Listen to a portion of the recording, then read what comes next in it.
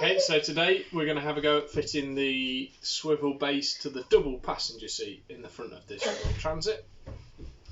The first job is to remove the seat, which we're going to do.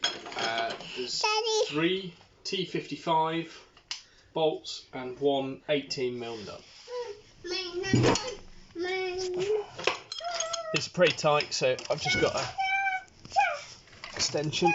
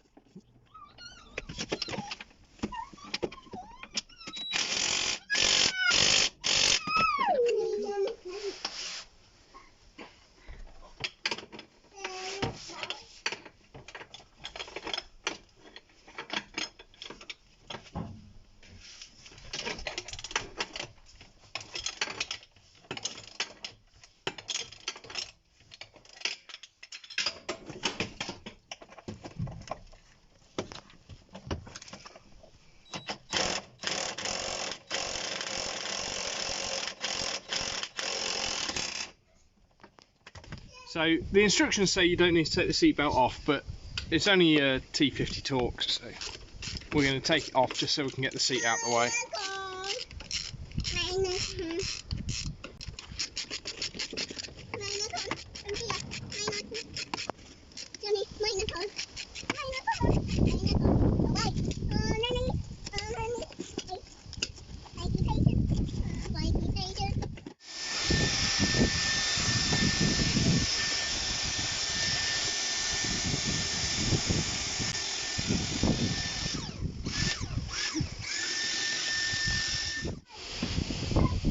Ian doing the washing up for like the first time ever in his life. And the chance of that going in the video. So this pin here had a E12 fitting on top, which is it's like an inverse torque. So I just took that stud out. It's just there to locate. Then there was another bolt head just here that gets in the way, so that's come off. If I can find a long enough bolt, I'll put it back through, but I don't think I've got one handy. But the main fastening bolts are going to be just fine. The instructions say to cut this carpet around here, but when I test fitted it, it didn't seem to need it. So we'll see how we get on.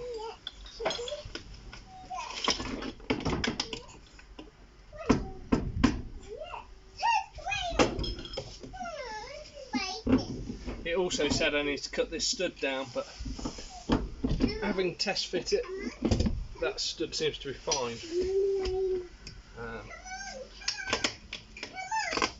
So you just need to revolve the seat around, see the spots, and then reusing the original fasteners, we can bolt the new base down.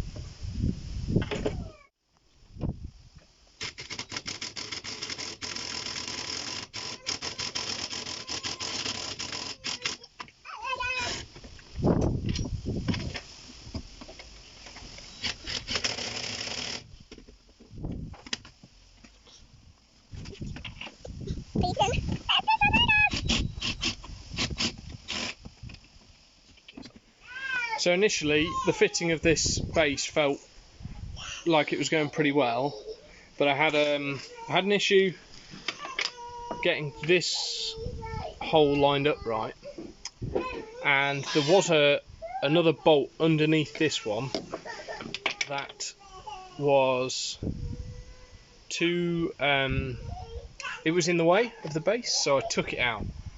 Turns out that that bolt and this bolt here hold a bracket that supports this stud, so I have to have a bolt in there. Now I loosened that off and it allowed that a little bit of wiggle room to get lined up. The bolt that came out of here was too short for this hole, but it's long enough for this hole. So the bolt that was in here I'm going to reuse there. The bolt was in here I'm going to reuse in there. Then I've had to get each bolt and thread lined up, and now I'm going to try and tighten it all down. Okay, so I've just used the wrench to do all of these up, basically as tight as I can get them, which should be fine. I will be checking these over the next couple of days as we use them, just to make sure nothing's coming loose.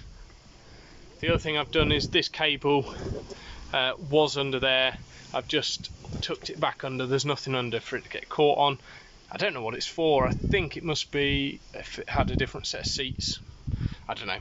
I've taken it off anyway. As you'll be able to tell from the next clip, I had to take the seat off again because I was having problems with it latching, because I think it wasn't quite sitting flat because the carpet was in the way. That's why I've done this next bit. Right, so I've just marked on here where we need to trim it back so that the plate can sit on it without getting stuck.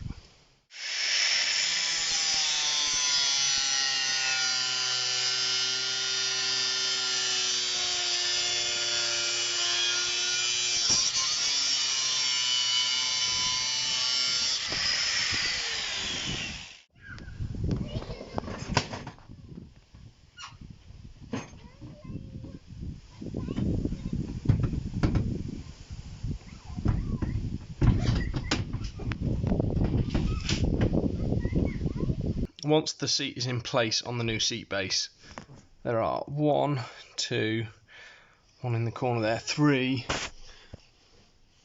4, 5, 6, 7 bolts to do up with a 19mm socket.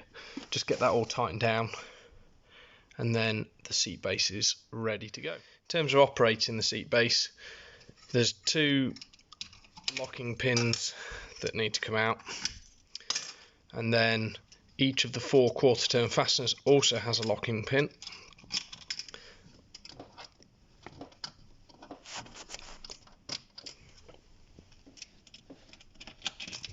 Once those locking pins are done, these are a quarter turn and lift, and then turn them back so they don't drop back down.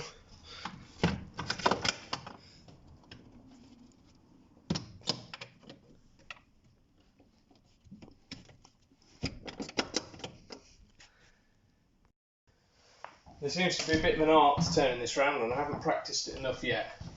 But once everything's undone, push the seat forward a little bit. The passenger door needs to be open, just otherwise it won't work. Now I'm finding that